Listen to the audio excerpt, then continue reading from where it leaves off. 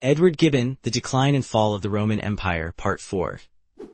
Gibbon argued that the Roman imperial culture carried ideas related to the dignity of human nature and civil society, but he also argued that Roman emperors had tyrannical power unlike anything at the time.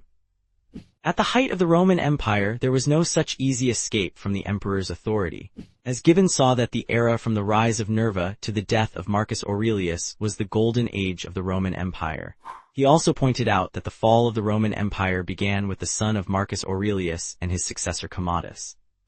When pointing out the brutal vices of Commodus, Gibbon argued that the tyranny of Commodus was the result of the fact that he had nothing to wish for and had everything to enjoy. Gibbon summarized how ancient sources described the era of Commodus after the death of Marcus Aurelius. The era of Commodus began with his sycophant advisors convincing him to give up the war his father was waging against the Germanic tribes of Marcomanni and Quadi. However, at first the government of the empire under Commodus was going well, until there was a failed assassination attempt against Commodus. The assassin was shouting, "The Senate sends this to you." It was part of a conspiracy hatched by his sister Lucilla, who wanted to install her husband Claudius Pompeianus as emperor, and for this she was exiled and later killed. After that, Commodus became paranoid, especially towards the Senate, and ordered the execution of a number of members without any evidence of a conspiracy. At the same time, Commodus caved to military pressure.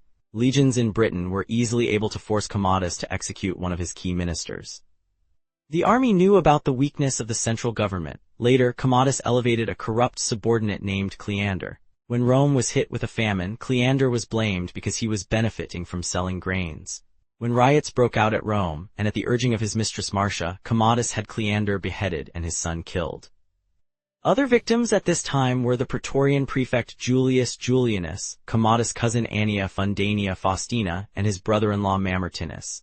Gibbon described Commodus as someone more interested in having fun than ruling Rome. He presented himself as the hero Hercules when fighting at the arena. However, during Commodus's fights, precautions were taken to make sure no gladiator or wild animal might harm the emperor. His cruelty frightened everyone, including his private servants. So, his mistress Marcia, the commander of his guard Lautos, and his personal servant Eclictus drugged and strangled him by a gladiator. Lautos persuaded Pertinax, the city commander, who enjoyed a good reputation by declaring himself the next emperor. Pertinax immediately worked to reverse the government corruption that spread during the Commodus era. He reduced the burden of taxes and sold at auction the luxury goods collected by Commodus. Pertinax was loved by the people, but he was not loved by the Praetorian guards, who were upset by Pertinax's plan to deal with them with more rigor and less generosity. After several failed attempts to appoint a new emperor, the guards assassinated Pertinax. Gibbon concluded his analysis of the Roman Empire and began to discuss what he presented as the turning point in the decline, which is the rule of Emperor Commodus. Although Gibbon discussed extensively the personalities and actions of the emperors, he also wrote history and analyzed it in a very modern way by discussing the broader social, cultural, and economic forces. Gibbon drew attention to the political system established by Augustus and how this system worked with many emperors until the time of Severus.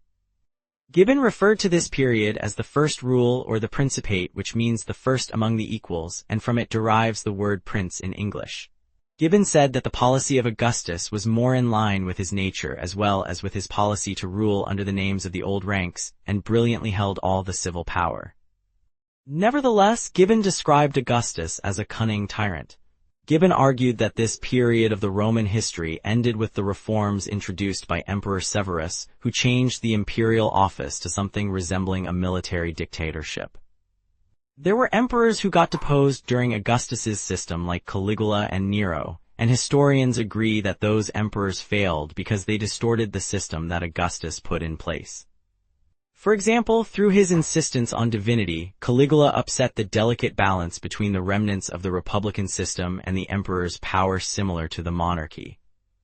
As for Commodus, it was not that he was a uniquely bad emperor, but that his regime and his fall exposed and deepened many problems, namely the role of the army, especially the dependence of emperors on the good faith of the army and the power of the Praetorian Guard in the life of emperors, and the absence of a system of succession among emperors.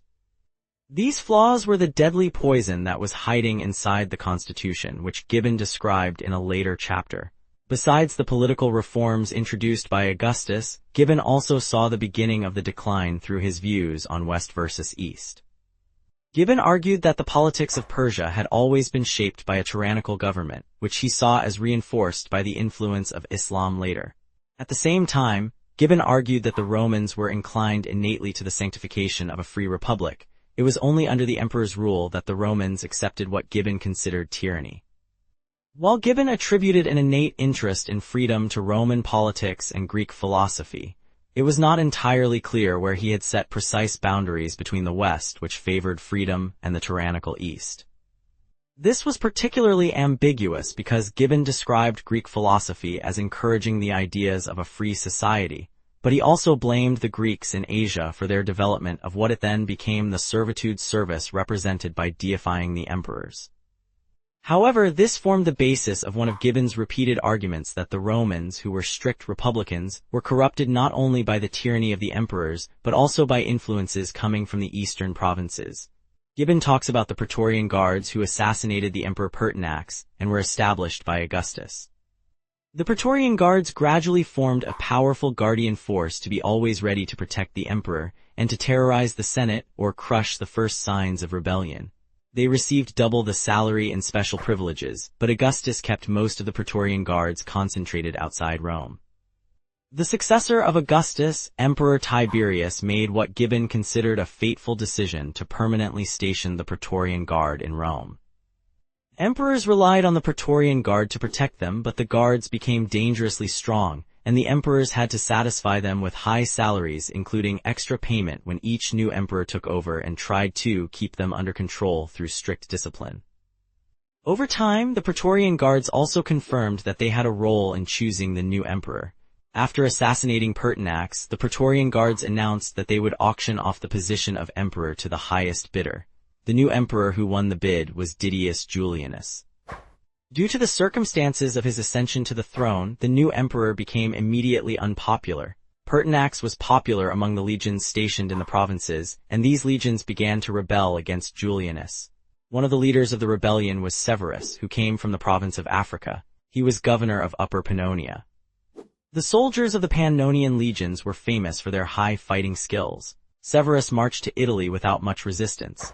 The Praetorian Guards staged a coup against Julianus, who was assassinated immediately. Severus stripped the Praetorian Guards of their weapons, exiled them, and held a grandiose funeral for Pertinax. He then went on to defeat many regional rivals who tried to set themselves up as emperors by killing them, in addition to killing many senators and their families. To be followed. Thank you for watching.